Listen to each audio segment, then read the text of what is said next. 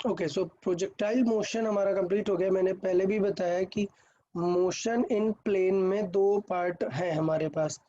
एक motion in plane में हम प्रोजेक्टाइल मोशन पढ़ते हैं, दूसरा मोशन इन प्लेन में हम पढ़ते हैं सर्कुलर मोशन। तो आज जो हम डिस्कस करेंगे वो सर्कुलर मोशन के बारे में हम स्टार्ट करेंगे। तो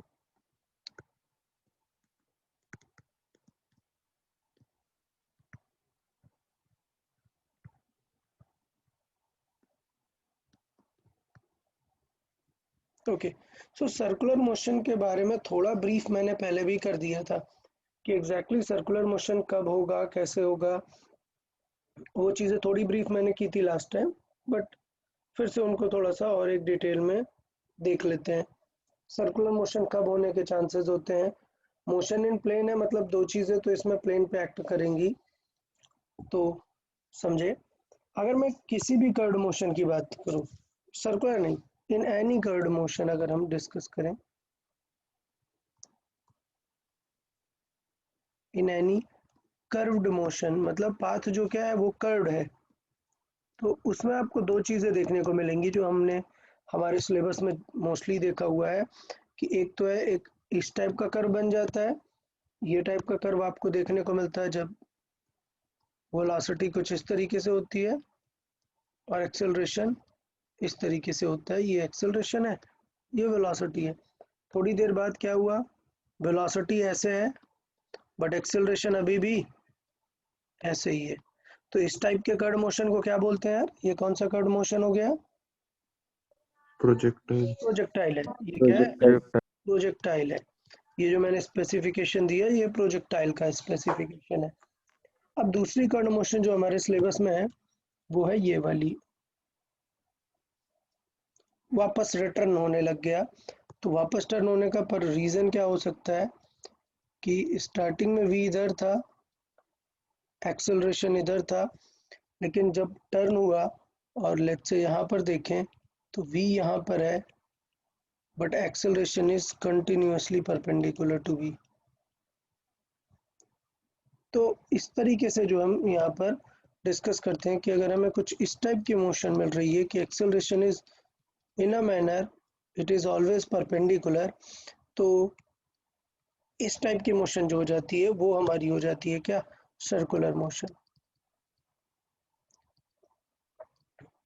तो अभी तक हमने जो डिस्कस किया था वो हमने प्रोजेक्टाइल मोशन डिस्कस की थी कि क्या सिनेरियो हो रहा है और किस टाइप में सिचुएशन है। एक्सेलरेशन को हमने चेंज नहीं किया और एक्सेलरेशन हमेशा से कांस्टेंट था, डायरेक्शन भी नहीं बदली, जबकि सर्कुलर मोशन में एक्सेलरेशन अपनी डायरेक्शन बदलेगा। तो किसी कर्व्ड मोशन में अगर मैं एक चीज़ बात करूं किसके बारे में, वेलोसिटी वेक्टर के बारे में, तो आप देखेंगे बहुत ही इंपॉर्टेंट चीज़ है वेलोसिटी वेक्टर। और यार ये अभी का अभी सबको क्लियर होना चाहिए, जितने लोग यार लेक्चर सुन रहे हैं, काफ़ी सारे हैं। देखें ये चीज़ बाद में कभी कंफ्यूजन नहीं होनी चाहिए कि जब भी मैं वेलोसिटी बोल रहा हूँ तो वेक्टर अगर लगा है इसका मतलब ये है कि इसके पास दोनों चीज़ें हैं, इसके पास मैग्नीट्यूड भी है और डायरेक्शन भी है। तो मैग्नीट्यूड को कैसे लिखते हैं? मैग्नीट्यूड को लिखते हैं इस तरीके से, इनटू इसके साथ में v की डायरेक्शन भी है जिसे लिखते हैं v कैप से। और अगर मुझे ये पूरा मैग्नीट्यूड इतना बड़ा नहीं लिखा ना, तो मैं सिर्फ v भी लिख दूंगा इनटू v कैप। ये वेक्टर को लिखने का तरीका है, ये सबको अभी क्लियर होना चाहिए क्योंकि बाद में कंफ्यूजन बहुत होती है कि पूछा क्या है। तो आप ये चीज़ ज़रूर नोटिस करें और ये ध्यान रखें ये क्या है, this is the magnitude of speed, sorry velocity, this is magnitude of velocity. और ये भी हमारा सेम चीज़ है, ये भी क्या है, मैग्नीट्यूड ऑफ वेलोसिटी। तो ये जो वेलोसिटी का मैग्नीट्यूड है रियल में उसे हम क्या बोलते हैं? स्पीड बोलते हैं। और ये जो वी कैप है ये है direction, this is direction of velocity. अब ये बताओ कि अगर कोई कर्व्ड मोशन हो रही है, अगर कोई कर्व्ड मोशन है, लेट्स से प्रोजेक्टाइल है, बताओ प्रोजेक्टाइल में क्या स्पीड कांस्टेंट थी क्या? बताएं। No sir. No sir. Constant No, थी sir. नहीं भाई, ग्रेविटी पुल कर रही थी तो स्पीड बढ़ रही थी। गुड। डायरेक्शन कांस्टेंट थी क्या, वी कैप कांस्टेंट था क्या? नहीं। No sir. वी नहीं। कैप भी कांस्टेंट नहीं था, तो इसका मतलब वेक्टर वी कांस्टेंट था क्या? नहीं। No sir. जब वो भी नहीं। कांस्टेंट नहीं, ये भी कांस्टेंट नहीं, मतलब कोई भी चीज कांस्टेंट नहीं थी, तो मतलब कोई भी पॉसिबिलिटी ही नहीं बनती है इसकी। अच्छा, लेकिन अगर हम बात करें इसमें सर्कल में, तो सर्किल में वी की डायरेक्शन कांस्टेंट नहीं है, बट अच्छी बात यह है कि सर्किल में स्पीड कांस्टेंट रह सकती है। कैसे रहेगी वो हम आगे डिस्कस करते हैं सारी चीज़ें। तो पहले हम स्टार्ट करते हैं, सर्कुलर मोशन स्टार्ट करना है। उससे पहले एक और पॉइंट एक बार देख लेते हैं कि सपोज एक कर्व मोशन हो रही है, लेट्स से ये कर्व है,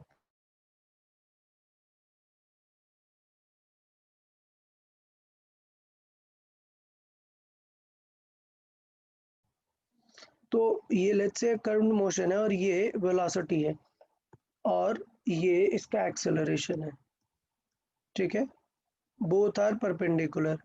अब हमें बताओ क्या कि will this acceleration change the speed or not? acceleration perpendicular है at this instant, नहीं। at this instant नहीं चेंज करेगा। हाँ, very good. At this instant change नहीं होगा। रीजन क्या है? क्योंकि एक्सेलरेशन का कोई भी कंपोनेंट वेलोसिटी की तरफ नहीं है जो उसको सपोर्ट करने लगे, ठीक है। तो रीजन क्या है? Because theta is 90 degree, theta is 90 degree, so there is no component of A, clear, no component of acceleration along velocity, ठीक है, there is no component of acceleration along velocity। तो यार आप लोग ये बताओ कि इसका मतलब एट दिस इंस्टेंट, जैसे हमने बात की कि वेलोसिटी का कोई भी कंपोनेंट नहीं है, तो ये बताओ क्या वेलोसिटी कांस्टेंट रहेगी या नहीं, स्पीड सॉरी रहेगी। रहेगी। सिर्फ यस सर। मैंने वी लिखा हुआ है, इसका स्पीड मतलब रहेगी। है यस, Yes, sir. सिर्फ only V it means that speed is constant, so that's good, speed is constant, but what this acceleration will do actually, it will pull it down, that means acceleration will change the direction, so A will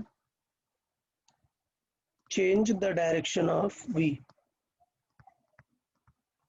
okay, so acceleration will change the direction of V. So I'll ask, V cap is constant or not? नहीं। Not नहीं, नहीं constant. Sir. not no constant, sir. so it is variable. So if I ask in a curved motion that the whole velocity vector, is it constant or not? No No, sir. No sir. because direction is changing. So always remember V vector means contribution of both, so it will be variable, or I mean not constant, I'll say not constant. तो ये point हुआ हमारा कि अगर एक perpendicular acceleration काम कर रहा है तो फिर क्या होगा ना। सिनेरियो नंबर 2 देख लेते हैं कि व्हाट विल हैपन अगर एक वेलोसिटी वेक्टर है और हमने जो है एक्सेलरेशन किसी एंगल पे लगा दिया, लेट्स से ये एक्सेलरेशन किसी एंगल थीटा पे लग गया, तब क्या होगा तब डिस्कस कर लेते हैं चीज़ों को। मैंने बताया कि अगर कोई चीज़ किसी एंगल पे लग रही है तो आप तुरंत कंपोनेंट कर लो, तो ए के दो कंपोनेंट आ जाएंगे, ये क्या आ जाएगा जो वर्टिकल पर है, इसको हम बोल सकते हैं ए परपेंडिकुलर, ठीक है, ए परपेंडिकुलर को ए एन भी बोल सकते हैं, ए एन का साइन मतलब थीटा। नॉर्मल, ये कितना हो जाएगा A sine theta. Sine theta, sine theta. और ये जो ए पैरेलल है, पैरेलल, इस ए पैरेलल को हम लिख सकते हैं क्या, ए टी, टी का मतलब है यहाँ पर टेंजेंशियल, सो टेंजेंशियल cos कंपोनेंट थीटा। हो जाएगा ए कॉस थीटा। तो मैं इसके थ्रू आपको ये समझाना चाहता हूँ कि यार अब सिचुएशन कुछ ऐसी बन रही है कि ये दो केसेस हो गए, क्या, एक तो v के परपेंडिकुलर है, ये v है, और ये है a परपेंडिकुलर, मैं इसे ए एन लिख रहा हूँ, एक तो है v और एक a इसी की डायरेक्शन में है, तो ये जो at वाला कंपोनेंट है ये तो स्पीड अप करेगा ना, देख रहे हो, ये स्पीड चेंज करेगा क्या, नो इफेक्ट ऑन स्पीड, ये स्पीड को क्या रखेगा, कांस्टेंट रखेगा। तो ये दो सिनेरियोज हमें पता चले कि अगर किसी एंगल पे लगने लग गया ना एक्सेलरेशन, तो उसके हमें क्या कर लेने हैं, हमें इसे दो कंपोनेंट कर लेने हैं। अब अगर मैं इस कंपोनेंट की बात करूं तो ये स्पीड चेंज करेगा, सॉरी स्पीड कांस्टेंट रखेगा, डायरेक्शन चेंज करेगा, और ये क्या करेगा, डायरेक्शन पे कोई इफेक्ट नहीं डालेगा, ये क्या करेगा, सिर्फ स्पीड अप स्पीड करेगा। चेंज। हाँ, तो ये क्या करेगा, डायरेक्शन को चेंज करेगा, और ये क्या करेगा, no change in direction, no change in direction. तो इसका मतलब ये है कि यार इन दोनों कंपोनेंट का अलग अलग अपना अपना काम है, ये दोनों अपना अलग अलग काम करेंगे। तो इसका मतलब ये है कि अगर मैं ओवरऑल लिखूं तो इन दोनों का स्पेसिफिकेशन लिख सकता हूँ, बट अगर मैं ओवरऑल बोलूं, ओवरऑल, तो ओवरऑल क्या हो रहा होगा इस वाले प्रोसेस में, डायरेक्शन भी चेंज हो रही होगी और स्पीड स्पीड भी चेंज हो रही होगी। तो इसका मतलब मैं लिखूंगा v, v मीन्स क्या है यार, speed, v means speed, speed भी क्या है, वो भी वेरिएबल है, वेरिएबल है, और v कैप डायरेक्शन वो भी वेरिएबल है। तो इसका मतलब फुल वेक्टर तो वेरिएबल रहने ही वाला है, तो v वेक्टर तो वेरिएबल रहेगा ही। अभी रीजन क्या है, स्पीड किसके वजह से वेरी कर रही है, because of a cos theta a VT cos theta which we call at, and direction कौन हैंडल कर रहा है, because of VM an, and an, और ये चेंज करने का काम पूरे a का है, ठीक है। तो ये हमारा पूरा सिनेरियो था कि क्या क्या हम काम कर सकते हैं, ठीक है। अब बात करते हैं कि एक स्पेशल सिनेरियो जो हमें सर्कुलर मोशन पढ़ना है एग्जैक्टली, उसमें क्या होना चाहिए कि अगर ये v है और ये a है, अगर इनके बीच का थीटा ऑलवेज मेंटेन्ड है, तो मतलब ऑलवेज एक कंपोनेंट n मिलता रहेगा ना हमें। अगर ये a मेंटेन है, ऑलवेज डायरेक्शन चेंज नहीं कर रहा, तो a sin थीटा तो हमेशा मिलेगा ही ना हमें। तो ये थोड़े से इफेक्ट है an और at के बारे में। तो मैं यहाँ पे फिर से लिखता हूँ कि सर्कुलर मोशन अगर हमें करनी है तो किस टाइप की सिचुएशन मिलेगी। मैं पूरा सर्कल नहीं ड्रॉ कर रहा हूँ, मैं सिर्फ एक आर्क ले रहा हूँ सर्कुलर का। तो अगर मैं यहाँ पर टॉप पे देखूँ तो लेट से किसी रीजन की वजह से v वेक्टर इधर है और a वेक्टर ये है जो मैंने अभी जस्ट बताया था, और थीटा है, तो हमें तुरंत इसके कंपोनेंट कर लेने हैं। ये कंपोनेंट हो गया हमारा क्या है, at, और ये कंपोनेंट हो गया an, और इन दोनों कंपोनेंट के बारे में ही हमें पूरी चीजें डिस्कस करनी है। अच्छा, अब ये बताएं कि इन कंपोनेंट के बारे में क्या होगा, जैसे an है, ये है, इनके बारे में भी थोड़ा सा डिस्कशन कर लेते हैं, ठीक है। तो ये बताओ, अगर हमें पता है कि v और a के बीच का एंगल ऑलवेज थीटा है, ठीक है, angle between v and a is always theta, अगर इनके बीच का एंगल हमेशा थीटा रहने वाला है तो ये कंपोनेंट हमेशा सेम आएंगे, ये कंपोनेंट में तो कोई चेंजेस नहीं आएंगे, मतलब ए एन क्या रहेगा, कांस्टेंट रहेगा, और ए टी भी क्या रहेगा, कांस्टेंट रहेगा। अच्छा, इनके नेम में लिखना भूल गया, ए एन मतलब क्या है, नॉर्मल एक्सेलरेशन, नॉर्मल एक्सेलरेशन, और ए टी का मतलब है टेंजेंशियल एक्सेलरेशन।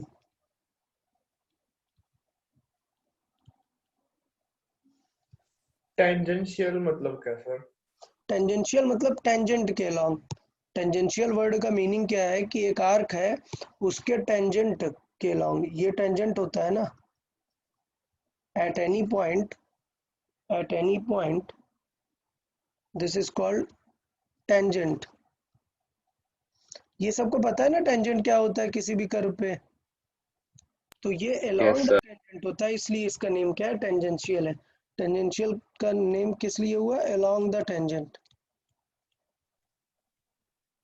सर वो एन को सेंट्रीपिटल एक्सेलरेशन भी बोलते हैं ना? हाँ, बट वो बाद में हम नेम लेंगे जब प्रॉपर हम सर्कुलर मोशन का नाम लेंगे।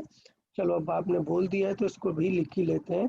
एन को आगे जाकर हम देखेंगे, नॉर्मल जो एक्सेलरेशन है उसको सेंट्रीपिटल एक्सेलरेशन भी बोलते हैं। Centripetal acceleration. ओके, तो मैं ये डिस्कस कर रहा था कि अगर उनके बीच का थीटा सेम हो गया तो ए एन क्या रहेगा? कांस्टेंट रहेगा। ए एन का मतलब देखो, मैंने वेक्टर बनाया क्या? नहीं, मैंने वेक्टर नहीं बनाया। इसका मतलब ये कि मैं ए एन के मैग्नीट्यूड के बारे में डिस्कस करना चाहता हूँ कि ए एन का जो मैग्नीट्यूड है वो क्या रहेगा? कांस्टेंट रहेगा। भाई ए टी का भी, ये जो सिर्फ ए टी है या फिर ए टी के मैग्नीट्यूड के बारे में हम बात करें, वो क्या रहेगा? कांस्टेंट रहेगा।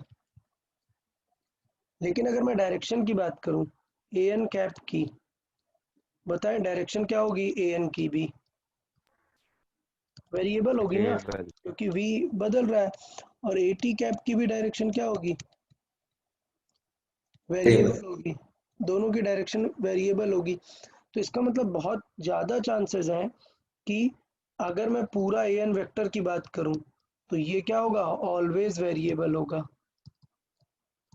और जबकि ए टी वेक्टर ये भी वेरिएबल होगा। डन। ये सिचुएशन थी, इतना मतलब हमें पॉइंट था कि किस तरीके से हम लिख सकते हैं। अब बात आती है क्या, अगर मुझे लिखना है, आपको पता है ना कि a इज इक्वल टू क्या लिख सकते हैं? dv बाई dt लिख सकते हैं। क्लियर? a को क्या लिख सकते हैं? dv बाई dt लिख सकते हैं। तो पॉइंट है कि यहाँ पर लिख सकते हैं क्या? यहाँ पर अगर हम देखें तो an किसको बिलोंग करता है? सिर्फ डायरेक्शन को। तो अगर मुझे an वेक्टर लिखना है तो an वेक्टर किस पे डिपेंड करेगा? डी वी कैप पे डिपेंड करेगा ना। समझ आया सबको? an वेक्टर किसका डिफरेंशिएशन होगा? वी कैप का होगा ना। हाँ, और अगर मैं ए टी वेक्टर की बात करूं तो बताओ ए टी वेक्टर किसका डिफरेंशिएशन होगा? स्पीड का। ये होगा क्या? सिर्फ स्पीड। ये नहीं होगा। क्या गलती है इसमें? मैग्नीट्यूड का होगा। तो एक चीज बहुत अच्छे से याद रखो कि अगर कभी ए टी पूछा जाए और पूरा वेलोसिटी वेक्टर बना हो तो वेलोसिटी वेक्टर नहीं, सिर्फ क्या? मैग्नीट्यूड। सिर्फ क्या? मैग्नीट्यूड। मतलब मैं यहाँ पर थोड़ा हाईलाइट करके लिख देता हूँ क्या? स्पीड। समझ आया? या फिर इसको और अच्छे से आपको लिखना है, सो मैग्नीट्यूड लिख सकते हैं वी वेक्टर का मैग्नीट्यूड। ओके, तो इस तरीके से हम थोड़ा सा यहाँ पे चीज़ों को ध्यान दे सकते हैं कि ए टी एग्जैक्टली किस पे डिपेंड करेगा और ए एन किस पे डिपेंड करेगा। तो अगर मैं इन दोनों का पूरा फुल ए लिखना चाहूँ, मतलब ए एन और ए टी का कॉम्बिनेशन फुल ए, तो मुझे पता है ए फुल ए वेक्टर कैसे आ जाएगा?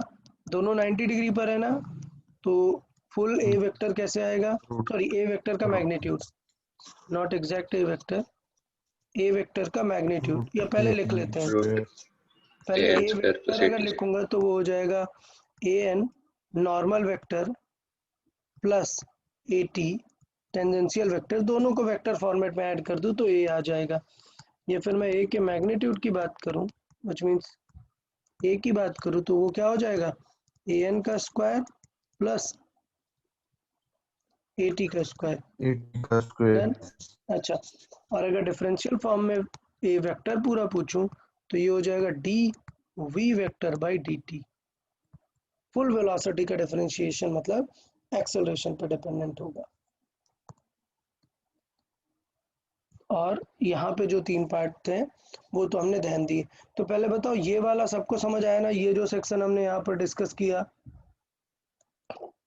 कि एन किस पे डिपेंड करेगा और एटी किसे हैंडल करेगा, दोनों ही चीजें। और एक्चुअल एक्सेलरेशन का मतलब क्या है, तीनों बातें सबको समझ आ गई। Yes sir. हैंडल करेगा ये किसे हैंडल करेगा, स्पीड को हैंडल। स्पीड। और ये किसे हैंडल करेगा भाई, पूरे विद डायरेक्शन विद स्पीड सारी चीजों को हैंडल करेगा। डन। अच्छा कभी कभी टेन थीटा भी निकालना पड़ जाता है। टेन थीटा कैसे निकाल सकते हैं, अगर ऑलरेडी ये कंपोनेंट्स पता है तो टेन थीटा भी निकाल सकते हैं अगर आपको ऑलरेडी कंपोनेंट पता है। लेट्स से ये वी वेक्टर था, वी के लॉन्ग वाला कौन हो गया, परपेंडिकुलर अपॉन बेस है और ये ए एन। तो सोचो अगर मुझे वेलोसिटी वेक्टर के साथ एंगल चाहिए, ये थीटा है, तो अब आपको कितनी बार मैंने an ये by बता 80 दिया यार। Yes very good. तो अब मैंने कितनी बार बताया कि इस वेक्टर में देखो कि बेस में आ रहा है ना 80 और परपेंडिकुलर में कौन सा आएगा, बिल्कुल इसका कंपैरिजन। तो मतलब ये क्या आने वाला, यस वेरी गुड। तो ये हो जाएगा A N by A T. 80 हाँ, वेयर थीटा क्या है, theta is angle with of velocity acceleration vector with velocity vector. Done. कई बार एन और एटी के बारे में दिया होता है और पूछ लेता है what is the net acceleration and its direction. So acceleration and its direction हम लिख सकते हैं। डन। ओके, तो यहाँ तक हमारा सिचुएशन था कि किस टाइप में हम चीज़ों को डिस्कस कर सकते हैं। अब थीटा के बारे में थोड़ा सा देख लेते हैं इंपॉर्टेंट पॉइंट्स टाइप में। अच्छा, अब बताओ कि there is V vector, there is A और फोर्स, ठीक है। Suppose this is velocity vector. वैसे प्रीवियसली प्रोजेक्टाइल समझाने में मैंने ये समझा दिया था। और let's say this is acceleration. Acceleration कहाँ से आता है, फोर्स से। एक्सेलरेशन मतलब एक टाइप का फोर्स, आपको ये पता है ना, F is equal to M A class 9th में देखते हैं, force is equal to mass into acceleration. yes sir हाँ, तो एक्सेलरेशन कहाँ से आता है, फोर्स से। फोर्स एक्सेलरेट कर आता है, तो मैं मान सकता हूँ कि लेट्स से यहाँ पर कोई एक्सेलरेशन या फोर्स होगा और ये एंगल थीटा है। अब प्रॉपर केसेस देख लेते हैं कि नंबर 1, लेट्स से अगर थीटा 0 है तो क्या होगा, क्या कोई Straight एन line. होगा क्या, नहीं. सिर्फ एक ही कंपोनेंट। सिर्फ एक ही कंपोनेंट होगा, पूरा ए क्या बन normal जाएगा, acceleration एटी जैसा काम करेगा। 80 ए हाँ. एन होगा क्या वहां पर, नहीं, 0 जीरो होगा, ए एन रहेगा ही नहीं। तो ये बताओ क्या डायरेक्शन कोई चेंज करेगा क्या, नहीं नो चेंज। सर। नो नहीं. सर। नहीं नो चेंज इन डायरेक्शन। तो बेटा जब डायरेक्शन ही चेंज करेगी तो बस ये नॉर्मल एक्सेलरेशन वाली मोशन बन गई। मतलब ये मोशन क्या बन गई, straight line motion, straight line motion. अच्छा, नंबर 2 नेक्स्ट, अगर थीटा बदल जाए, if theta is equal to हो जाए लेट्स से 90 डिग्री, तो 90 डिग्री बताओ क्या होगा, क्या 80 कंपोनेंट आएगा क्या कोई, circular होंगे नहीं। नहीं नो आएगा, सर। नहीं ए एन रहेगा। No ठीक है, sir. जो पूरा ए होगा circular वो क्या बन जाएगा, ए एन। तो इसका एन मतलब ओनली डायरेक्शन चेंज होगी, स्पीड चेंज होगी क्या, नहीं. नहीं। नहीं, तो Sir. Direction change. अभी अच्छी बात यह है कि 90 डिग्री रहने का मतलब है कि उस डायरेक्शन को क्या बना देगा वो, सर्कुलर बना देगा। डन। तो इसका मतलब ये हो जाएगी सर्कुलर। बट यार एक्सेलरेशन में भी तो दो केसेस बनेंगे ना, एक्सेलरेशन वेरिएबल रह सकता है या कांस्टेंट रह सकता है, कांस्टेंट या फिर वेरिएबल। अच्छा बताओ, अगर कांस्टेंट रहेगा मतलब मैं मैग्नीट्यूड की बात कर रहा हूँ, ए का मैग्नीट्यूड, देख रहे हो वेक्टर नहीं बनाया मैंने, तो ए सिर्फ ए एन रहेगा और उसका मैग्नीट्यूड अगर कांस्टेंट है मैग्नीट्यूड। क्यों? क्योंकि पूरा एक्सेलरेशन तो हमेशा बदलेगा ना। यहाँ पे देखो हमने लिखा भी था सारी चीजें कि मैग्नीट्यूड कांस्टेंट रख सकते हैं n का, लेकिन बाकी चीजें तो वेरिएबल रहेंगी। तो अगर मैग्नीट्यूड कांस्टेंट है और इधर मैग्नीट्यूड वेरिएबल है, तो अगर मैग्नीट्यूड कांस्टेंट है, आंसर बहुत ही स्ट्रेट है, आपको भी पता है क्या हो जाएगा, सर्कुलर मोशन। सर्कुलर। अब बताओ अगर मैग्नीट्यूड वेरिएबल होगा तो क्या हो जाएगा। मैं आपको फील करके दिखाता हूँ कि यार ये तो सर्किल बन जाएगा स्पाइरल जैसा हाँ, बनेंगे। अगर ये वेलोसिटी और सिर्फ an लग रहा है और फिक्स लग रहा है, मतलब थोड़ी थोड़ी देर में कितना अमाउंट करेगा, मूव फिक्स अमाउंट करेगा। तो लेट से जब भी 90 डिग्री होगा तो वो फिक्स अमाउंट का चेंज लाएगा, फिर थोड़ी देर में फिक्स अमाउंट का चेंज लाएगा, इसलिए क्या हो गया, सर्किल हो गया। अब सोचो वैल्यू बदल देते हैं, आप समझिएगा, यहाँ पर वैल्यू बड़े फिगर में देख लेते हैं। वैल्यू बदल देते हैं, मतलब लेट से v वेक्टर था और a ने इसे कुछ पुल किया, मतलब लेट से यहाँ तक आ गया। अब a की वैल्यू आपने क्या कर दी, बढ़ा दी, तो ये ज्यादा डायरेक्शन चेंज कर देगा ना। आप समझ रहे मैं क्या कह रहा, पहले 10 था Yes. 12 लगा, तो ये ज्यादा इसको बेंड करा देगा, तो लेट से इसने ज्यादा बेंड करा दिया। नेक्स्ट टाइम और बढ़ गया तो और ज्यादा बेंट करा दिया, और बढ़ गया तो और ज्यादा बेंट, और ज्यादा बेंट, और ज्यादा बेंट, और ज्यादा। समझ आया क्या मोशन हो जाने वाली है, स्पाइरल। स्पाइरल हो जाने वाली है। तो ये समझ आया सबको क्या होगा, अगर अमाउंट एक्सेलरेशन का बढ़ता जाएगा तो मोशन क्या हो जाएगी, स्पाइरल। टेंशन नहीं लेना, हमारे सिलेबस में नहीं है स्पाइरल मोशन, तो हमें नहीं पढ़ना है।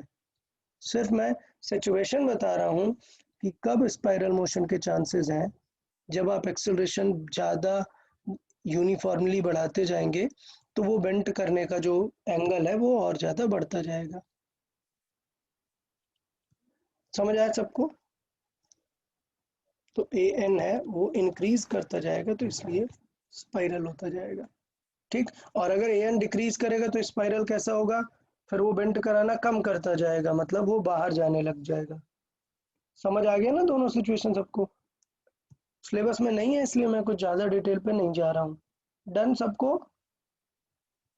सर हाँ,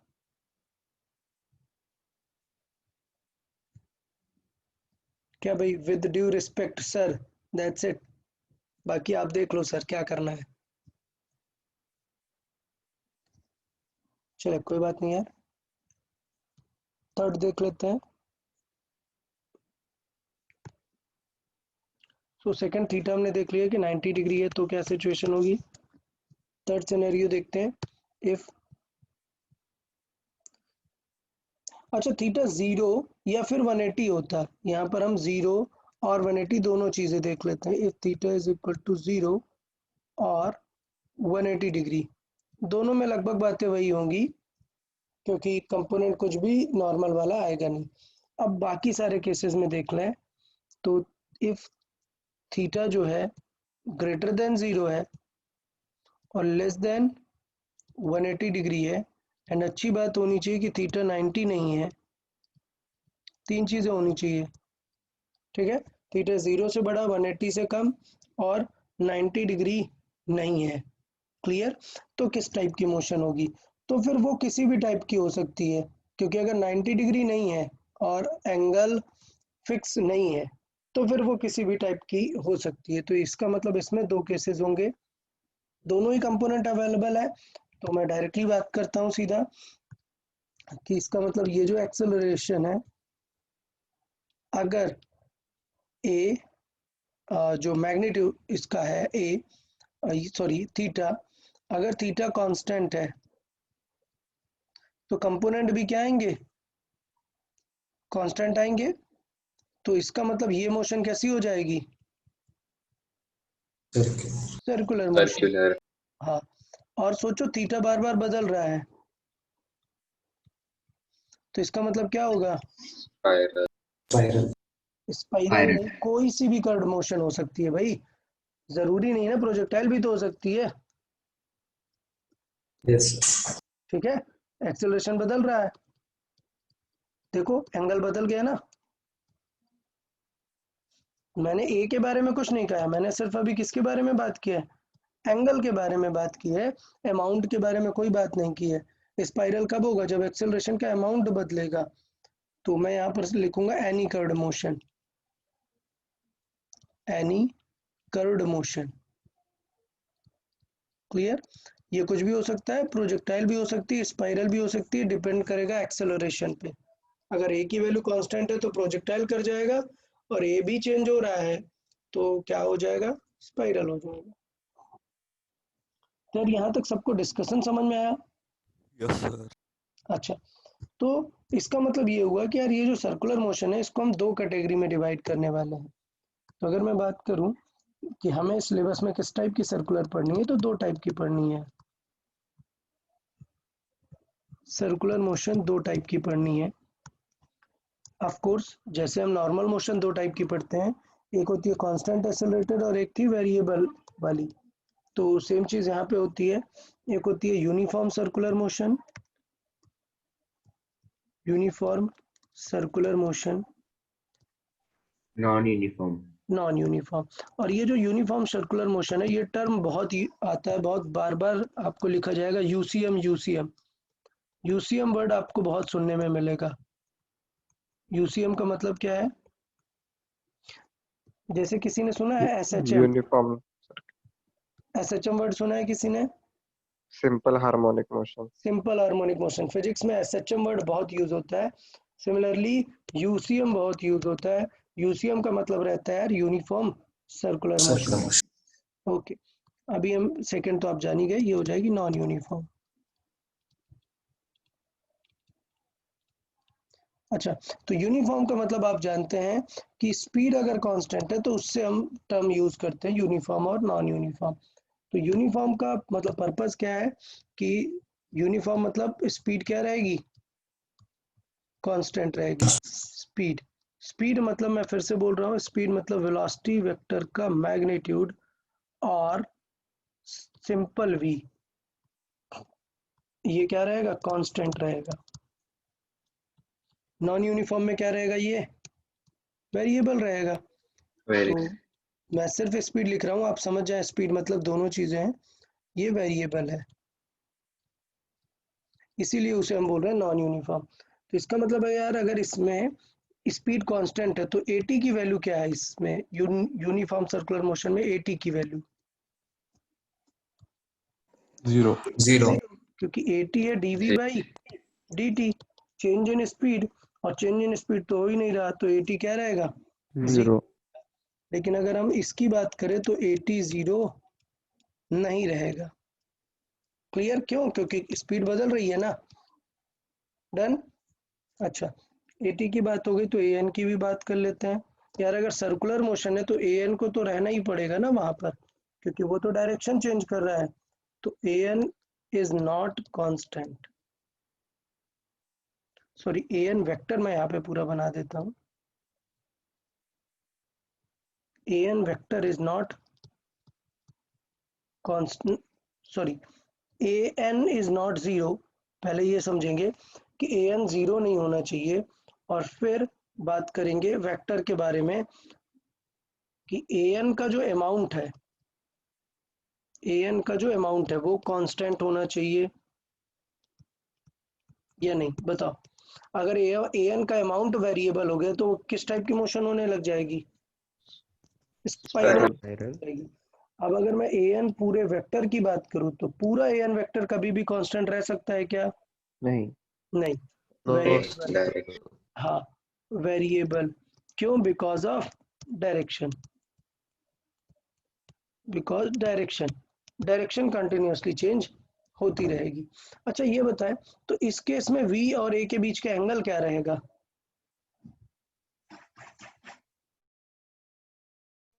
90. 90.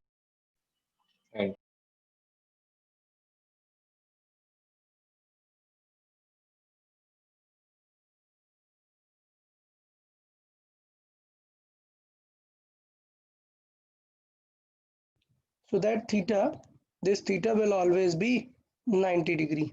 Okay, so that's the important part about this कि UCM अगर हमें चाहिए, so angle between A and V vector क्या रहेगा? Always 90 degree रहेगा।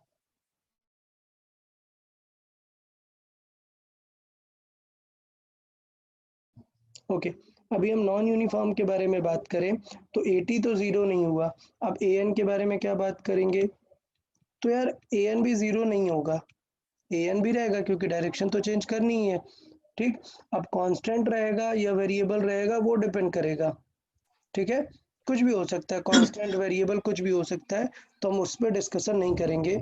और एंगल की बात करेंगे थीटा, तो थीटा क्या हो सकता है? थीटा कुछ भी हो सकता है। तो थीटा 0 टू 180 के बीच में कुछ भी हो सकता है, सिर्फ क्या नहीं होना चाहिए? थीटा 90 डिग्री नहीं होना चाहिए। 90। भी होगा तो वो क्या बन जाएगा? यूसीएम बन जाएगा। ठीक है, तो एक बार मैं थोड़ा सा क्विक रिव्यू कर लेता हूँ कि क्या क्या चीज़ें हमने कवर कर ली, और किसी में अभी तक थ्योरी में कुछ भी कोई टेंशन हो तो बताना, थ्योरी के पार्ट में कुछ भी टेंशन हो तो देख लेते हैं।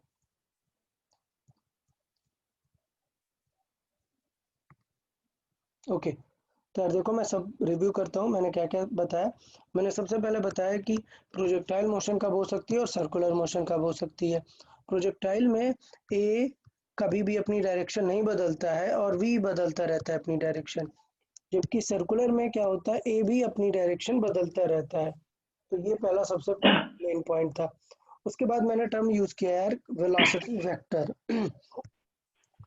मैंने टर्म यूज किया वेलोसिटी वेक्टर। वेलोसिटी वेक्टर का मीनिंग है कि दोनों चीजें इसे हैंडल करनी है। इसे मैग्नीट्यूड भी है, ये मैग्नीट्यूड को रिप्रेजेंट कर रहा है और ये डायरेक्शन को बता रहा है। वेलोसिटी वर्ड मतलब दोनों चीजें काम आएंगी। तो हमने दो सिचुएशन बनाई, क्या कि जब एक बार एक्सेलरेशन ऑलवेज 90 है, ठीक है, और एक बार जब किसी एंगल पर है, तो किसी एंगल पर है तो हमने हमेशा देखा कि इसके दो कंपोनेंट हो सकते हैं। ठीक है भाई, अगर किसी एंगल पर लग रहा है तो उसके दो कंपोनेंट हो सकते हैं। इसका मतलब ये है कि एक होगा नॉर्मल कंपोनेंट और टेंजेंशियल कंपोनेंट। देन तो नॉर्मल और टेंजेंशियल कंपोनेंट में अगर हम बात करें तो सिचुएशन क्या हो जाएगी कि नॉर्मल वाला सिर्फ डायरेक्शन चेंज करने के काम आएगा, जबकि टेंजेंशियल किसके काम आएगा? स्पीड चेंज करने के लिए। और वो अभी याद कर लो, वो आपको एकदम तुरंत ही याद हो जाना चाहिए कि स्पीड कौन हैंडल करेगा? 80। मतलब मैंने क्वेश्चन दिया आपको कि यार there are some changes in speed, तो मतलब तुरंत समझ जाओ क्या ये वाला है। और there are some changes in acceleration, normal acceleration, तो तुरंत समझ जाओ कि मतलब डायरेक्शन चेंज करने वाला है। ठीक है, तो इस तरीके से दोनों चीजों को हम रिलेट कर सकते हैं कि दोनों का पर्पस क्या है। डन। अच्छा, फिर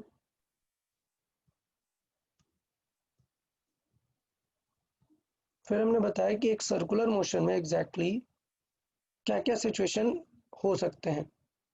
ठीक है, तो एक सर्कुलर मोशन में हमने बताया कि ए और वी का अगर थीटा सेम है तो ए एन भी वहां पर रहेगा और ए टी भी रहेगा। और दोनों का स्पेसिफिकेशन के बारे में मैंने बात की कि ए एन का क्या स्पेसिफिकेशन है और ए टी का। तो ए एन का हमने बताया कि डायरेक्शन के बारे में हैंडल करेगा और ए टी किसके बारे में हैंडल करेगा? स्पीड के बारे में। तो जल्दी से देख ले डिफरेंशियल फॉर्मेट में किस तरीके से हम ए एन और ए टी निकाल सकते हैं। फिर अगर हमें फुल कभी ए एन और A T let's say already given है तो फिर हम ए कैसे निकालेंगे? तो हम उनका रूट लेके स्क्वायर करके निकालेंगे 90 डिग्री वाले लॉजिक से। और एंगल भी निकालेंगे कैसे? परपेंडिकुलर ओवर बेस, बेस मतलब टेंजेंशियल एक्सीलरेशन ए टी, इससे निकालेंगे। फिर मैंने डिफरेंट केसेस बताए कि अगर उन दोनों का एंगल डिफरेंट डिफरेंट होगा तो क्या क्या सिनेरियो हो सकता है। ठीक है, चलिए, तो यहाँ तक सबको समझ में आया? अब कुछ बेसिक क्वेश्चंस कर लें। चलिए, तो एग्जाम्पल प्रैक्टिस कर लेते हैं थोड़ा सा।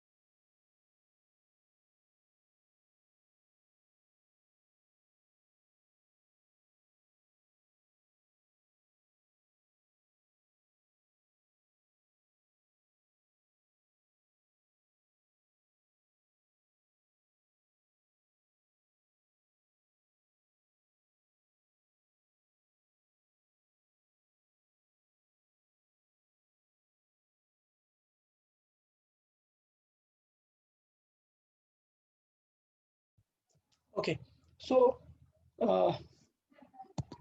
लेट्स से ये क्वेश्चन है, अभी फील करेंगे, ये ऐसा कुछ नहीं है, आपको ऐसा बुक में क्वेश्चन कभी नहीं मिलेगा, बुक में थोड़ा और डिटेल पे पूछेगा, बट मैं जस्ट आपको बेसिक फील कराना चाह रहा हूँ कि जो मैंने ऊपर समझाया है उसका पर्पस क्या है एग्जैक्टली, ठीक है। So at t is equal to let's say 3 second, ठीक है। तो मैं आपको ये समझाना चाह रहा था क्या कि स्पीड कांस्टेंट है या वेरिएबल है, v कांस्टेंट है या नहीं है, बताओ। वेरिएबल वेरिएबल वेरी ऑप्शन दिया है v कांस्टेंट नहीं है, v कांस्टेंट नहीं है, तो अगर v कांस्टेंट नहीं है तो at जीरो होगा क्या, नहीं नहीं at जीरो नहीं होगा, an का क्या होगा, an कभी भी जीरो होगा क्या, नहीं नहीं नहीं होगा, नो क्यों, सर भाई सर्कुलर मोशन चल रही है, बिकॉज ये एक सर्कुलर मोशन है, क्वेश्चन में दिया है सर्कुलर मोशन में, मतलब an कभी भी जीरो नहीं होगा। तो अब आपको बताना है कि an कैसे निकाल सकते हैं, तो देखिए an कैसे निकाल सकते हैं, चलिए बताइए, an नहीं, at कैसे निकाल सकते हैं, पहले at पूछा हुआ है, Differentiation. Differentiation of differentiation, magnitude magnitude का डिफरेंशिएशन, तो अच्छी बात है कि मैंने कोई भी डायरेक्शन वेक्टर लिखा ही नहीं है, तो डिफरेंशिएशन का मैग्नीट्यूड क्या हो जाएगा, देखिए यहाँ पर 4t यस, 40 तो इसका मतलब ये हो जाएगा, मुझे यार डिफरेंशिएशन करना है इसका 2t² का, तो अब मुझे पता होना चाहिए कि यार इसका differentiation 2 will remain as it is और t² का हो जाएगा 2t, तो इसका डिफरेंशिएशन आ जाएगा 4t। तो अब अगर क्वेश्चन पूछा है कब, at t is equal to 3 second पे, तो बताए at की वैल्यू क्या हो जाएगी, रख देते हैं फॉर्मूले में 3 12 second, it 12 is 2t, yes, so it will 2 into 3, sorry 4 है, 4t है, सो इट इज 12, ठीक है, मीटर पर सेकेंड स्क्वायर। अच्छा, अब यहाँ से समझना है कि at के बारे में डिस्कशन हो गया, नाउ व्हाट अबाउट an कैसे निकालेंगे, डायरेक्शन नहीं दिया ना नहीं हाँ, तो an कैसे निकालेंगे ये विल स्टडी लेटर, ये अभी अभी थोड़ी देर बाद हम सीख लेंगे, ठीक है, so will discuss this letter.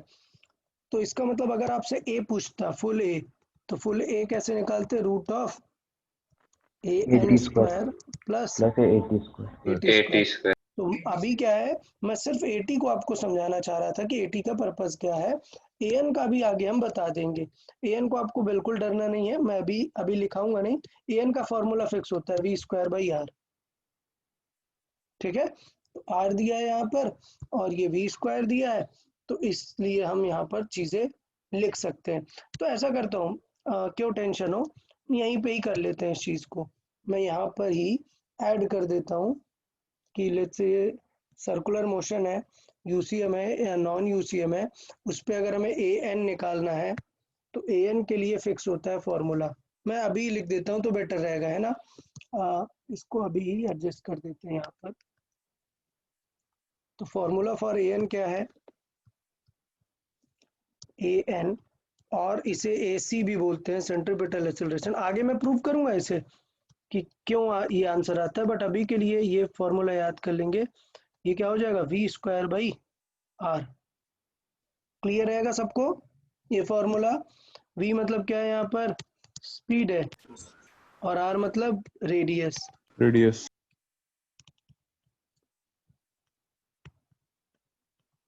Done. तो ये थोड़ा सा मैं मान के चल रहा हूँ कि आप फॉर्मूला याद रखेंगे, आगे जाके मैं प्रूव करूंगा इस फॉर्मूले को, तो अभी आप टेंशन नहीं लेंगे। तो लेट्स से ए एन भी पूछा है तो डायरेक्टली लिख दूंगा मैं क्या, v²/r, v² कितना है 12 इंटू 12 अपॉन r कितना था 4 4, तो r इज 4, कितना आ गया यहाँ से, 36 हाँ, तो ये मैं इरेज कर देता हूँ, तो यहाँ से ए एन का हमें डायरेक्टली वैल्यू आ गई कितना 36, और अब हम इसे सॉल्व कर देंगे, तो ए अगर पूछा है तो वो क्या हो जाएगा root of A N square plus 80 square, क्या आंसर आएगा, रूट ऑफ, अब कर लेंगे ये हम 36 का स्क्वायर प्लस 12 का स्क्वायर। अच्छा, मैंने एक चीज़ पहले भी समझाई आप लोग को, अगर इतने बड़े स्क्वायर्स हैं तो स्क्वायर नहीं करने लग जाना है, क्या करना होता है, कॉमन लो। देखो कॉमन क्या आएगा, 12 कॉमन आ जाएगा, बिकॉज स्क्वायर लगा है तो स्क्वायर भी साथ में कॉमन आएगा। सो 12 का कॉमन लेंगे, बचेगा क्या 3, तो ये बचेगा 3 का स्क्वायर प्लस यहाँ ले लेंगे तो 1 का स्क्वायर, बिकॉज ये 12 का स्क्वायर है, 12 क्या आएगा, बाहर आ जाएगा 12 रूट क्या आ जाएगा 2। ठीक है, ये आ जाएगा एक्सेलरेशन। अच्छा, अभी डायरेक्शन भी पूछ सकता है, बताएं tan थीटा कितना हो जाएगा, एंगल ऑफ 36/12 या ए वेक्टर विद वी वेक्टर, तो ये हो जाएगा an/AT। 3 ये आपको अच्छे से समझ आ गया, an है 36, AT है 12, थीटा इज इक्वल टू आ जाएगा tan इनवर्स 10/3। 3। ओके, तो मुझे लगता है यार ये क्वेश्चन सबको समझ आया क्या, कि अगर Yes, ऐसे sir. फंक्शन फॉर्मेट में दिया है तो an AT और इन लोग को कैसे हैंडल करना है। डन। अब एक और चीज देख लेते हैं, थोड़ा सा वेक्टर फॉर्मेट में देख लेते हैं, an AT ये सब लोग को कैसे वेक्टर फॉर्मेट में थोड़ा सा ट्रीट करना है। तो वेक्टर फॉर्मेट में देख लेते हैं एक और एग्जांपल।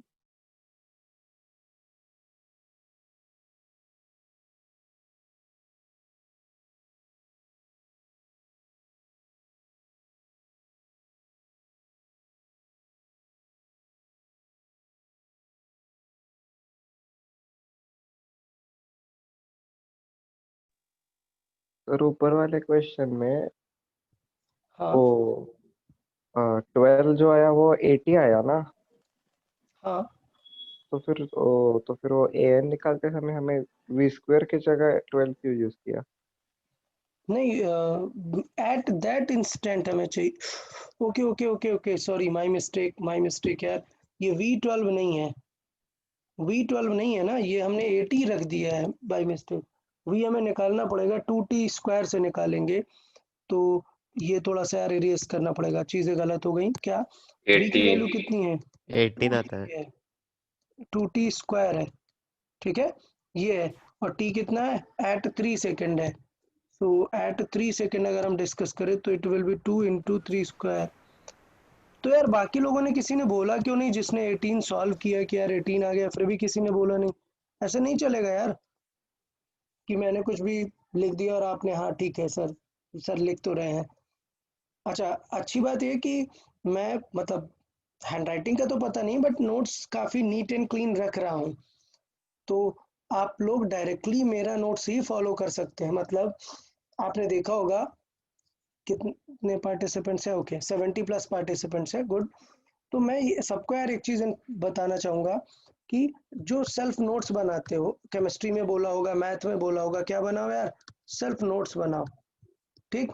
मैं आपको रेकमेंड करता हूँ कि सेल्फ नोट्स फिजिक्स में रिक्वायर्ड नहीं है। अब आप बोलोगे सर ये क्यों, फिजिक्स में रिक्वायर्ड क्यों नहीं है, क्योंकि यार फिजिक्स में मैं आपको नोट्स बना के दे रहा हूँ ना, ये मैं नोट्स बना के दे रहा हूँ, तो आपको फिर से सेम चीज़ लिखने की ज़रूरत नहीं है, फिर से सेम लिखने की ज़रूरत नहीं है।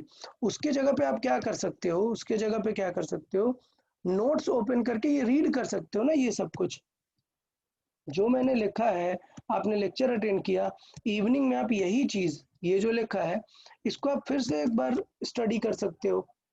तो लिखने के जगह पे, क्योंकि मुझे पता है बहुत सारे पेरेंट्स ने कंप्लेन की है कि सॉन्ग सुनते हुए लिखते हैं, नोट्स लिखते हैं, सर नोट्स लिख रहे हैं, पेरेंट्स बोलते हैं, और सॉन्ग सुनते रहते हैं।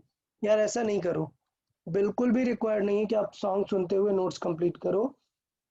उसकी जगह पे बेटर होगा कि आप क्या करो, ये पढ़ लो, ये पूरा सॉल्व कर लो, जैसे ये क्वेश्चन है नोट्स में, सो सोल्यूशन मत देखो, आप तुरंत इवनिंग में एक बार क्वेश्चन रीड करो और खुद से सॉल्व करके चेक कर लो आंसर आ रहा है कि नहीं। तो फिजिक्स में मैं प्रेफर नहीं कर रहा हूँ कि आप लोग फिर से सेम सिमिलर नोट्स करें, आपको चाहिए तो शॉर्ट नोट्स बना सकते हो।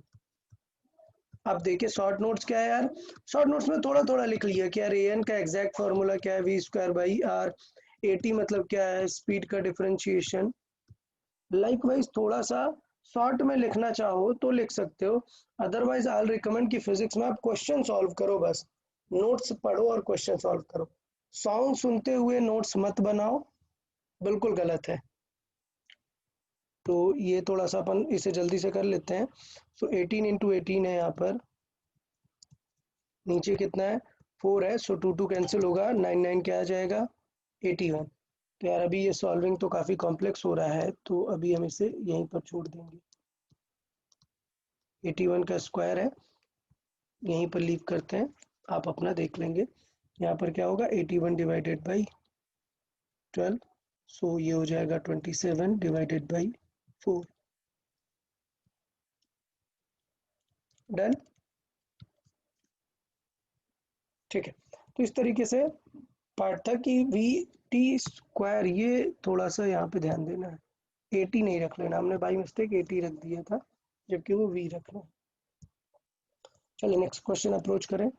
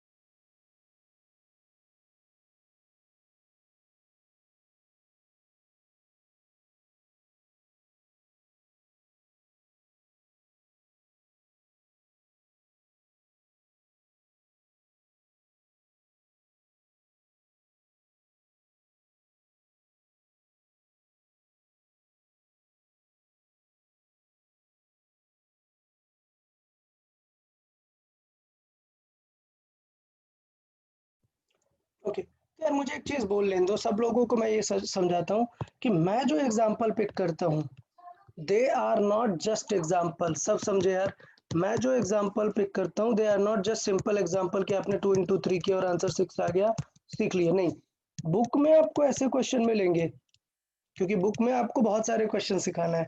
मैं जो एग्जाम्पल देता हूँ वो कॉन्सेप्ट्स हैं, एक एग्जाम्पल काफ़ी सारे कॉन्सेप्ट्स को क्लियर करता है। तो आपका इन्वॉल्वमेंट बहुत ज़्यादा इम्पोर्टेंट है कि एग्जाम्पल में क्या करना है। तो पहले तो आप सब लोग सुनेंगे, मैं आपसे पूछता जाता हूँ और सेम सिमिलर क्वेश्चन आपको जज करना है। सबसे पहले बताओ, क्या v कांस्टेंट है एट दिस इंस्टेंट और नॉट? v कांस्टेंट है या नहीं, बताएं। Yes sir. कांस्टेंट है, क्यों कांस्टेंट है? Because it is not a function of time. तो एक चीज समझे कि v कांस्टेंट है because it is not a function of time.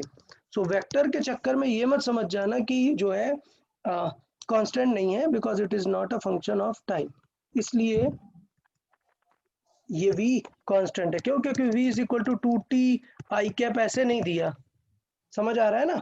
तो अगर ऐसे कुछ लिखा है 2t स्क्वायर प्लस 3t जे कैप, ऐसा कुछ दिया है, देन इट इज वेरिएबल। तो v कांस्टेंट है। अच्छा कितना है v बताएं हमें at this instant? 2i cap plus 3j cap. अरे v वेक्टर नहीं लगाया मैंने, रूट 13 हाँ, Root 13. तो स्पीड हो जाएगा 2 का स्क्वायर प्लस 3 का स्क्वायर, बिकॉज मैंने वेक्टर नहीं लगाया है।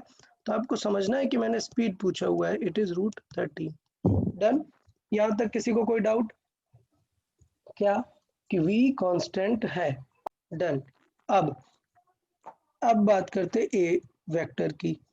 a वेक्टर a वेक्टर क्या है? 4i कैप है और 3j कैप। तो इससे मुझे दिख रहा है कि ये 80 हो जाएगा और ये AC हो जाएगा। होगा क्या ऐसा? परपेंडिकुलर और टेंजेंशियल, ऐसा कुछ होगा क्या? No sir. नो। रीजन क्या है कि जो हमारा AT है वो होना चाहिए perpendicular to V vector. It is actually, oh sorry, along V vector. along V vector होना चाहिए ना. तो ये I कैप मतलब हॉरिजेंटल और परपेंडिकुलर नहीं है कि हमने लिख दिया कि यार ये I कैप है और ये J कैप है, ये I कैप है, ये J कैप है, तो आप इसको टेंजेंशियल बोल दो और इसको परपेंडिकुलर बोल दो. ऐसा है क्या? नहीं, ऐसा कुछ नहीं है. टेंजेंशियल और परपेंडिकुलर किसके रेस्पेक्ट में डिफाइन है? वीक V के रेस्पेक्ट में. तो ऐसा वेक्टर देख के मत बोल देना कि नहीं सर ये टेंजेंशियल है और ये वाली वैल्यू है. नहीं, clear? This is the vector along V vector. ठीक है. तो अब हमें टारगेट करना है कि हमें पहले AT फाइंड करना है. अच्छा, ये तो एक्सेलरेशन वेरिएबल है या कांस्टेंट है? कांस्टेंट.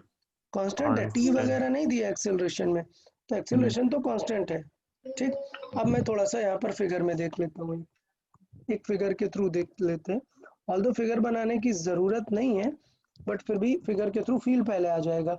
ये बताओ, ऊपर दोनों फर्स्ट क्वाड्रेंट में है, किसका एंगल ज्यादा है, V का या A का? एक V का. V का. भाई tan थीटा किस पे डिपेंड करेगा? परपेंडिकुलर 3/2. ये कितना आएगा? 1/2. और ये क्या आएगा? 3/4. कौन बड़ा है? 3/2. 3/2. 3/2 बड़ा है. तो मैं डायरेक्टली लिख देता हूँ यहाँ पर कि हमें पता चल गया V वेक्टर का एंगल ज्यादा होगा और एक्सेलरेशन वेक्टर का एंगल कम होगा. समझ आया ये सबको? ऑल्दो फिगर बनाने की जरूरत नहीं है, बट ये. तो अगर मैं बोलूं कि क्या I कैप टेंजेंशियल है क्या? नहीं, I कैप टेंजेंशियल है परपेंडिकुलर कुछ नहीं है. हमें क्या करने पड़ेंगे? इस तरीके के कंपोनेंट करने पड़ेंगे. समझ आया? इसको बोलेंगे AT और इसको बोलेंगे AN. डन. अच्छा, जहां पे V वेक्टर कैसा है? V वेक्टर वो है 2I cap plus 3J cap, while A vector कितना है? 4I cap plus 3J cap. अब हमें चाहिए यार AT. बताओ AT क्या है एग्जैक्टली. यहाँ पर बात करें, AT है component of A, component of A vector along velocity. V vector. तो किसी को याद आ रहा है कैसे निकाला करते थे ये? अगर इन दोनों के बीच में एंगल कितना है? डॉट प्रोडक्ट और अपॉन मैग्नीट्यूड. Very good. तो इन दोनों के बीच में अगर एंगल थीटा है तो हमें AT निकालना मतलब क्या होगा? A cos theta. और अगर दो वेक्टर दिए हैं तो cos थीटा कैसे निकाल सकते? थीटा निकालना टफ है, बट मैं यहाँ पर समझाऊंगा कि ये हमने एक पैटर्न पढ़ा था, that vector A dot B vector is equal to, क्या फॉर्मूला होता है? AB cos theta. तो अगर मुझे A cos थीटा चाहिए यहाँ से, तो मैं क्या करूंगा? Vector A dot B vector over B. B. याद आ रहा है निकालने का, कंपोनेंट निकालने का तरीका हमने? अगर याद नहीं आ रहा तो ये फॉर्मूला में याद रखना है कि A डॉट B होता है AB cos थीटा. इसका मतलब A cos थीटा क्या हो जाएगा? ये हो जाएगा A vector dot V vector over किसका डिवाइड करेंगे? V का. V. तो बताओ इसमें किसी को कोई डाउट? तो ये पूरा एक कॉन्सेप्ट था. देखो हमने कितनी सारी चीजें इसमें डिस्कस की. हमने स्पीड का डिस्कशन किया कि यार स्पीड कैसे चेंज नहीं होगी. हमने ये देखा कि यार वेक्टर देखते ही ये मत गलत मान लेना कि I कैप को टेंजेंशियल बोल दो और J कैप को परपेंडिकुलर. ये भी हमें नहीं सोचना है. तो हमें मेन टारगेट पे फोकस करना है. अभी डॉट प्रोडक्ट कैसे निकालते हैं? I कैप का I कैप के साथ कराते हैं और J कैप का J कैप के साथ मल्टीप्लाई कराते हैं. तो 2I प्लस 3J, इसका डॉट प्रोडक्ट निकालेंगे किसके साथ? 4I प्लस 3J के साथ, डिवाइडेड बाई वेलोसिटी वेक्टर कितना है? वो √13 है. हमने जस्ट अभी सॉल्व किया था. तो ये क्या हो जाएगा? 2 × 4 प्लस I कैप का I कैप के साथ और J कैप का J कैप के साथ. तो ये कितना हुआ? 339 और 248. डन. सो 9 8 17. समझ आया सबको? किसी को कोई डाउट एटी फाइंड करने में? हम्म, अच्छा, एन भी पूछा हुआ है, बताओ एन क्या है? एन ये is sine AC. Theta. A sine theta निकालना अब टफ होगा ना, साइन थीटा निकालना टफ होगा। उसकी जगह एन का मैंने डायरेक्ट फॉर्मूला बताया है ना। V square by V square square upon by R. R. हाँ, ए साइन थीटा टफ हो जाएगा निकालना, क्योंकि डॉट प्रोडक्ट से कॉस निकालते हैं, साइन तो डायरेक्शन के साथ आता है, प्रॉब्लम कर देगा। क्या फॉर्मूला है? V square by are.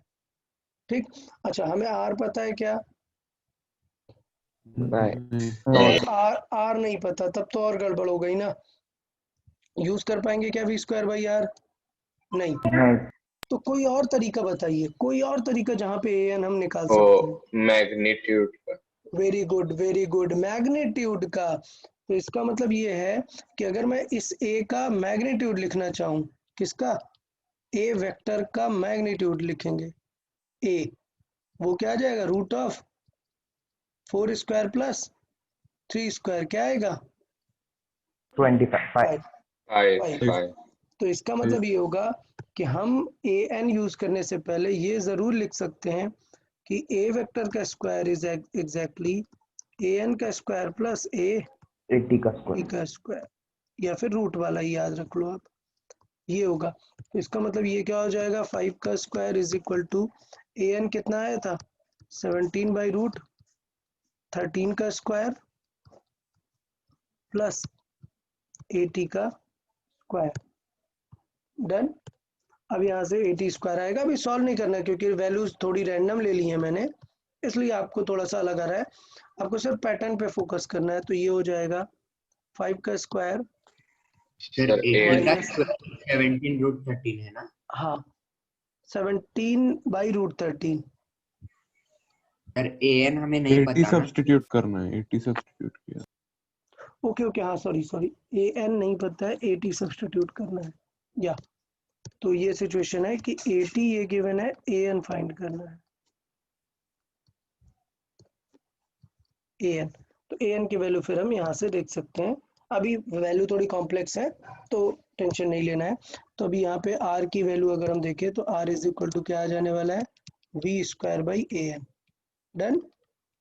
So we already हमें पता है रूट 13 का स्क्वायर बाई ए एन, जो भी हमारा यहाँ से आने वाला है प्रीवियस उससे। डन। तो ये क्वेश्चन वेक्टर फॉर्मेट में सबको समझ आ गया यार? सर 5 का क्यू स्क्वायर क्या? ये इधर रूट था ना, तो रूट को हटाने के लिए ये रूट इधर स्क्वायर में आ गया। ठीक है। और फिर से ये ए एन स्क्वायर था, तो फिर से इस स्क्वायर को वापस से यहाँ पर रूट में ले गए। ओके। हाँ। अच्छा, तो अभी ओके, कोई डाउट? नेक्स्ट एग्जांपल दें, पक्का आप लोग इस एग्जांपल के थ्रू सीखोगे, नेक्स्ट एग्जांपल के लिए समझ आएगा। Yes sir. Yes sir. Yes sir.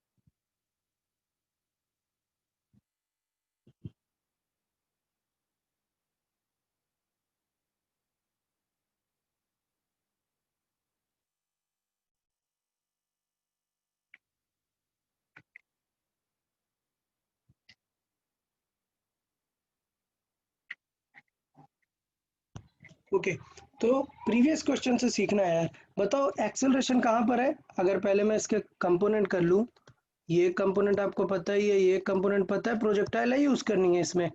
Projectile का थोड़ा बेसिक नॉलेज तो चाहिए ही होगा। एक्सेलरेशन कहाँ पर लग रहा है इस पार्टिकल में, वो बताएं पहले।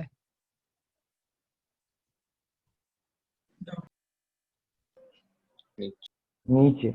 नीचे की तरफ, माइनस जे कैप की तरफ लग रहा होगा, जी जे कैप। यहाँ पर एक्सेलरेशन किधर लग रहा होगा, इस पॉइंट पर। नीचे। ये भी नीचे ना, क्योंकि ऑलवेज एक्सेलरेशन किस तरफ है, माइनस जी जे कैप की तरफ है, माइनस जे कैप की तरफ है एक्सेलरेशन। डन। तो इसका मतलब आपको क्या लिखना है, वेलोसिटी का वेक्टर लिखना है आफ्टर 1 सेकेंड। तो ये तो सिखाया ना आप लोग को बहुत, कि यू एक्स कैसे लिख सकते हैं। यू एक्स क्या हो जाता है, you cos theta. Cos theta theta. T. तो 50 इंटू कॉस 37 डिग्री, तो कितना आ जाएगा कॉस 37, 50 इंटू 4/5, तो ये क्या आ जाएगा 40। 40। हाँ, अब कुछ लोग मेरे से पूछेंगे सर ये 40 कैसे लिख दिया। मत पूछना यार, क्योंकि प्रीवियस इतने सारे लेक्चर्स में मैं बता चुका हूँ कि साइन थीटा कॉस थीटा की वैल्यूज कितनी होती हैं। अगर आप लोग ये 30। नहीं जानते हैं, इसका मतलब आप लोग पढ़ाई नहीं कर रहे हैं। 30। अब आफ्टर 1 सेकेंड हमें चाहिए। आफ्टर 1 सेकेंड बताओ, after 1 second. U sin theta minus GT. Yes, तो यूएक्स बताओ कंपोनेंट सेम। Vx जो होगा, Vx बदलेगा क्या, नो सर। इट विल नहीं। Remain Ux, it will remain Ux, मतलब 40 ही रहेगा। अब Vy कैसे निकालेंगे, U sin theta minus GT। Clear है GT. सबको, ये वर्टिकल की तरह काम करेगा। तो U sin थीटा कितना था, 30 माइनस जी 10 इंटू 1 सेकेंड बाद, तो आंसर क्या आ जाएगा, 20। डन। तो इसका मतलब velocity vector at after 1 second कितना हो जाएगा, 40 I cap I plus cap 20 20. J cap. ठीक है। और हमें एक्सेलरेशन वेक्टर तो पता ही है। एक्सेलरेशन वेक्टर ऑलवेज कैसा है, Towards ground. माइनस जी यानी -10 Minus 10. माइनस जी इंटू जे कैप, और एल से G. -10 जे कैप। अब बताओ टेंजेंशियल एक्सेलरेशन कैसे निकालते हैं, टेंजेंशियल एक्सेलरेशन एटी। बताओ एटी कैसे निकालते हैं, A अभी vector, प्रीवियस देखा था B ना, A vector, cos theta type. A cos theta. और वो कैसे आता है, A vector dot vector by by V E vector by magnitude. V. Magnitude. Very good. तो मतलब आप लोग सीख गए, प्रीवियस क्वेश्चन से यही सीखना होता है। ए वेक्टर किधर है, -10 जे कैप। वी वेक्टर क्या है, पूरा है 40 I cap 40 plus 20 J 20 cap J cap. 50. Upon speed 50. 50 नहीं, मार खाओगे, 50 कहाँ रहेगा speed, Root 40 square plus 20 square. Root 40 square plus 20 square. Okay, तो आई कैप तो यहाँ पर है नहीं, आई कैप का तो मल्टीप्लाई 0 हो जाएगा, सिर्फ क्या आएगा, जे कैप का मल्टीप्लाई आएगा। डन। तो सिर्फ यहाँ पर जे कैप का मल्टीप्लाई आएगा, तो ये आएगा -20 इंटू 10, कितना आ जाएगा 200, डिवाइड बाई, क्या करना चाहिए, 10 कॉमन ले लेना चाहिए इसमें से। 20 root 5. 10 कॉमन आ जाएगा, ब्रैकेट में बचेगा 4 स्क्वायर प्लस 2 स्क्वायर, कितना होगा, 4 का square 16 plus root 20। Root 20। 2 root 20 में से भी देखो बाहर आ जाएगा क्या, 4। 4 बाहर आ जाएगा, तो मतलब 20 root 20 root 5. रूट 5। 20 रूट 5। तो मैं पूरा ही सीधा लिख देता हूँ, सॉल्व करके आंसर क्या आ रहा है, 20 रूट 5। तो इसका मतलब देखो टेंजेंशियल एक्सेलरेशन आएगा -10 बाई रूट 5। आपको पता है 10 बाई रूट 5 को क्या लिख सकते हैं, 10 को लिख सकते हैं 2 इंटू 5, और 5 से रूट 2 5 root कैंसिल 5. 2 होगा, root क्या 5. बचेगा, रूट 5। 2 okay, root 5. गुड। तो इसका मतलब इसका फाइनल आंसर होगा -2 रूट 5। किसी को कोई डाउट इसमें।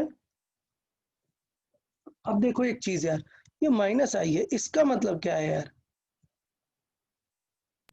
नीचे की अपोजिट तरफ। साइड, डाउनवर्ड नीचे की डायरेक्शन तरफ। नहीं है Opposite मार side. नीचे की तरफ नहीं, दूसरी side west direction, minus west I है। नहीं यार, तुम लोग मतलब ऐसे रट लिए हो ना ईस्ट और वेस्ट। वी के अपोजिट। 80 है क्या? किसके अलोंग होता है नहीं 80? 80 किसके अलोंग होता है? वेलोसिटी, वीके। वी वेलोसिटी के। वी के along V vector, along V vector.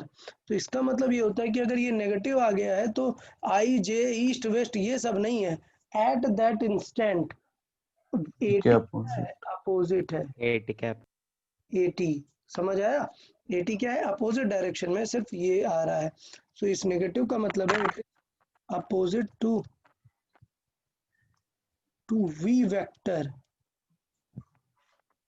ठीक है, वी वेक्टर का अपोजिट वेक्टर है 80 और मैग्नीट्यूड है इतना। डन। तो अभी समझ आया कि देखो यार कैसे चीजें रिलेट होती हैं फिजिक्स में।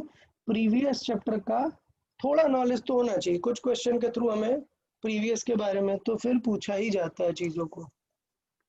तो देखो इसमें प्रोजेक्टाइल का पूरा नॉलेज यूज हो गया, प्लस हमने टेंजेंशियल एक्सेलरेशन और इनका क्या काम है वो भी हमने सीख लिया। डन।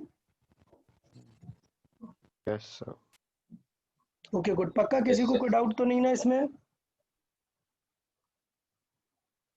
ओके।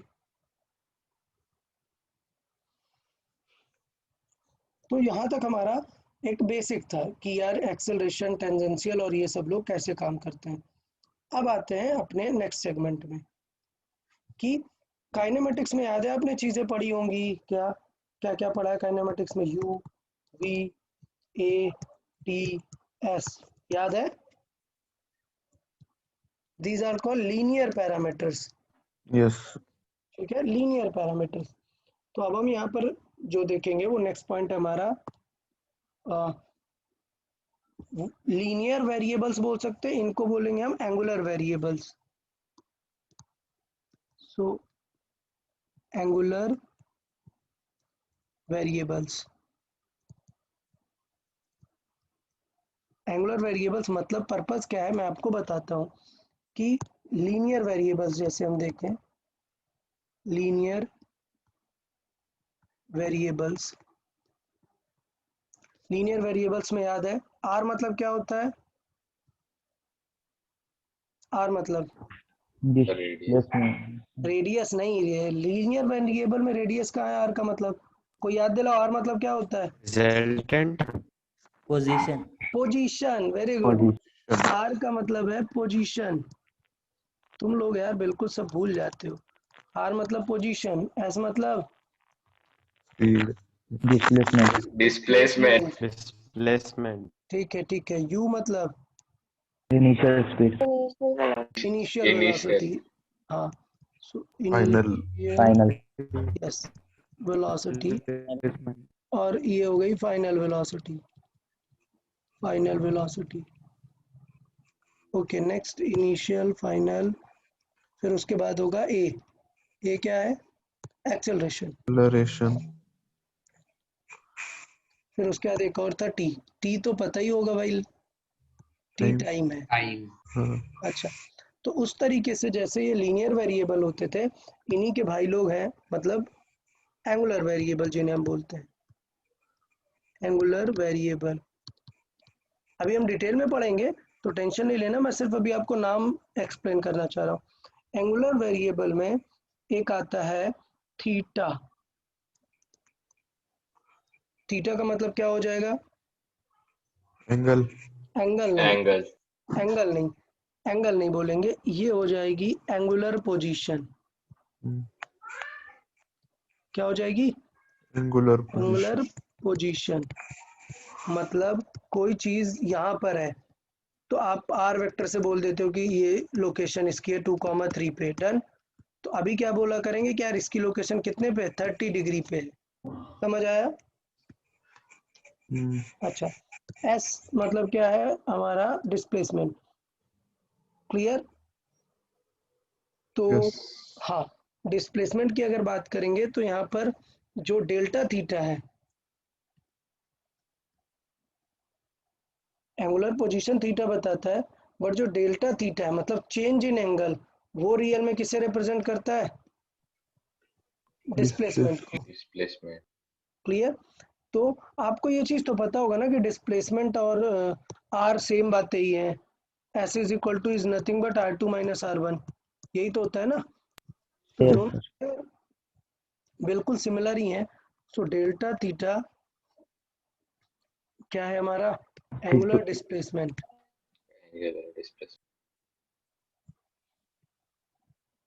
डिस्प्लेसमेंट मतलब चेंज इन एंगल जो है वो हो जाएगा एंगुलर डिस्प्लेसमेंट। अच्छा, फिर आता है ये W नॉट। यहाँ पर जो W होता है उसको बोलते हैं क्या? ओमेगा। ओमेगा। क्या बोलते हैं? इस W का मतलब है ओमेगा। जीरो मतलब समझ गए, नॉट बोलते हैं इसका मतलब क्या है? इनिशियल। अच्छा एक मिनट, इनिशियल से पहले ठीक है, ये ओमेगा हो गया हमारा initial. So this is initial angular speed. Done. और सिर्फ ओमेगा लिखा हुआ है तो सिर्फ एंगुलर स्पीड या फिर final angular speed. Done. Speed और फाइनल एंगुलर स्पीड डिपेंड करेगा किस टाइप से क्वेश्चन सॉल्व कर रहे हैं। ये चीजें समझ आई सबको कि पैरामीटर्स क्या किसको रिप्लेस करने वाले हैं हम? yes, अच्छा, एक्सेलरेशन की जगह पे यहाँ पे अब आएगा अल्फा। तो ये जो चीज है इसको क्या बोलते हैं? Alpha.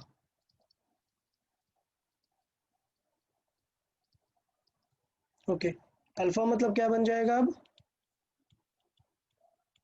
Angular acceleration. Angular acceleration. Acceleration.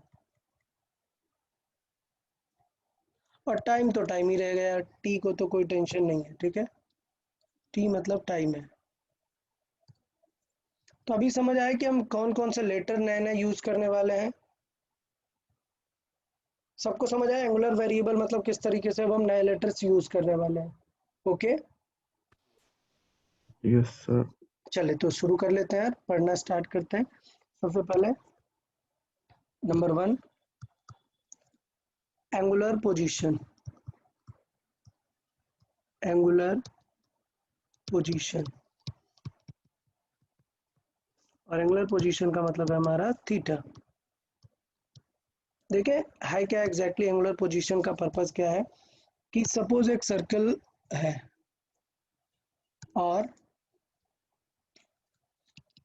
Eight T is equal to 0 वो यहां पर था। At T is equal to 0 और थोड़े टाइम बाद वो पहुंच गया यहाँ पर at T. At time T पर पहुंच गया यहाँ पर। तो ये जो कवर हुआ है ये हो जाता है हमारा क्या?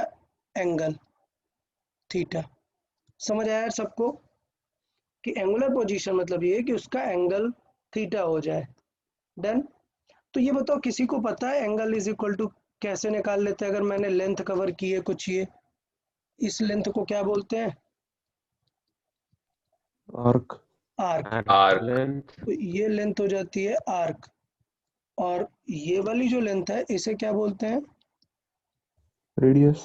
रेडियस। radius, तो ये हो गया हमारा radius. Arc is equal angle is equal to क्या फॉर्मूला होता है सबको पता है? Arc over by radius, radius. Radius.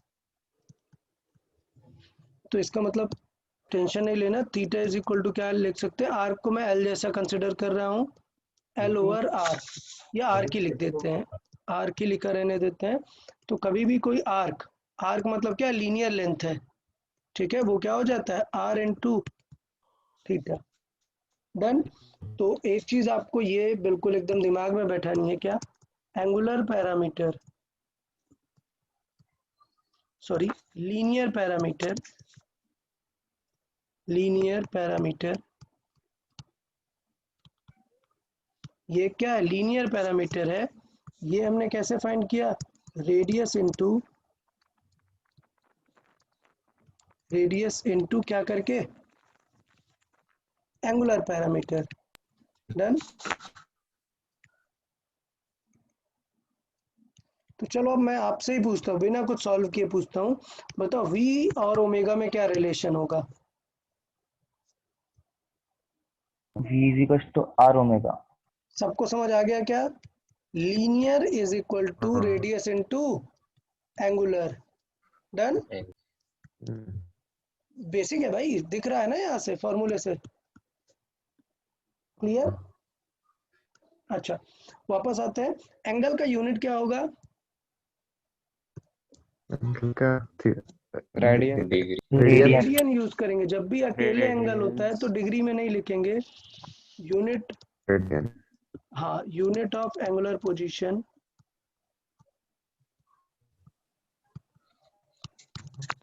Okay. So unit of angular position होगा वो रेडियन होगा। RAD बस लिख सकते हैं, रेडियन। ठीक। और अगर हमें कभी भी नॉर्मल एंगल इन डिग्री है, एंगल इन डिग्री,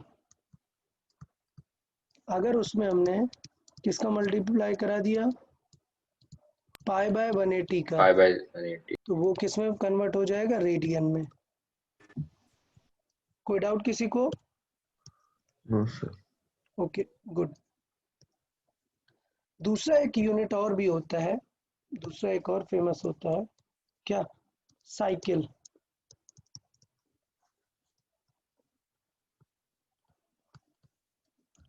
और रोटेशन। क्लियर? एक यूनिट होता है साइकिल और रोटेशन। मतलब हमने बोला कि एंगुलर, सॉरी, एंगुलर पोजीशन का नहीं है, एंगुलर डिस्प्लेसमेंट का यूनिट है ये। अभी इसे मैं यहाँ से हटा रहा हूँ। कि सपोज हमें बोलना है कि 2 रोटेशन कर लिया, मतलब कितना एंगल कवर कर लिया? 360 into 2। 360 इंटू 2। 60 और 360 मतलब कितना? 2 पाई इंटू 2। तो एक चीज तो पहले ये और याद करो, क्या कि इट मींस पाई रेडियन का मतलब कितना होता है? 180। 180 डिग्री। ये चीज को 180 तो एकदम अच्छे से कर लो। तो 2 पाई मतलब कितना हो जाएगा? 360। 360 डिग्री। ये कुछ चीजें आप लोग को ऑलरेडी हैबिट में होंगी, बट जिनको नहीं है उनको थोड़ा सा अच्छे से ये चीजें देख लेनी है। अच्छा, ये तो हुआ हमारा एंगुलर था। अगर हम लीनियर पोजीशन बताएं इसी में, लीनियर पोजीशन कैसे लिखते थे देख लेते हैं। Linear position, linear position vector. तो लीनियर पोजीशन वेक्टर क्या होता था? इस सर्किल के थ्रू अगर हमें बताना है लीनियर पोजीशन वेक्टर, तो देखें पोजीशन वेक्टर क्या होता है कि ये वेक्टर कैसे लिखेंगे। डन। तो ये रेडियस है हमारे पास, और हमें पता क्या है? थीटा पता है। cos क्योंकि theta position, yes, so and r position sin के लिए theta. हमें चाहिए, ये होगा जे कैप में और ये होगा आई कैप में। Okay. ये वैल्यू कितना हो जाएगा? आर क्या? Sine Sin theta, theta. और ये हो जाएगा r Cos theta. Cos theta. तो इसका मतलब लीनियर पोजीशन वेक्टर अगर आपसे पूछे कभी एंगुलर पैरामीटर देख के, तो linear position with angular parameter, तो ये हो जाएगा आर कॉस थीटा, और किधर है ये? आई कैप है, I plus cap R sine theta. R sine theta J के।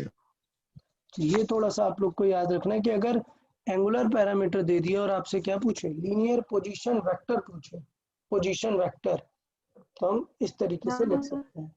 डन। मम्मी ये ले। तो ये चीज थोड़ा सा यहाँ पे हम इस चीज को अच्छे से कर सकते हैं। तो ये बताओ अभी पोजीशन में किसी को कोई डाउट? Position vector, okay. हाँ, तो नेक्स्ट मैं आपको यही समझाना चाह रहा था। सेकंड नंबर, पोजीशन वेक्टर हो गया हमारा। डिस्प्लेसमेंट वेक्टर,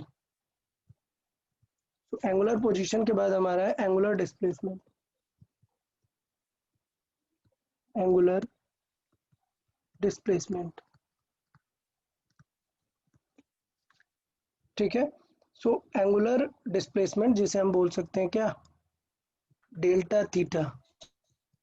तो बताओ क्या एंगुलर डिस्प्लेसमेंट वेक्टर क्वांटिटी है क्या?